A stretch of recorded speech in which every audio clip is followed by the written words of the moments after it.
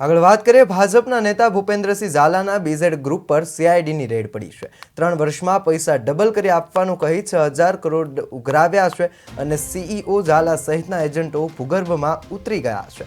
ઉત્તર ગુજરાતમાં ખાનગી ઓફિસો પર સીઆઈડી ક્રાઇમની ટીમના ધામા પડ્યા છે। સાબરકાંઠા સહિત ઉત્તર ગુજરાતમાં રોકાણકારોને આકર્ષતી તગડું વ્યાજ આપતી ખાનગી ઓફિસો પર સીઆઈડી ક્રાઇમની ટીમ ત્રાટકી છે।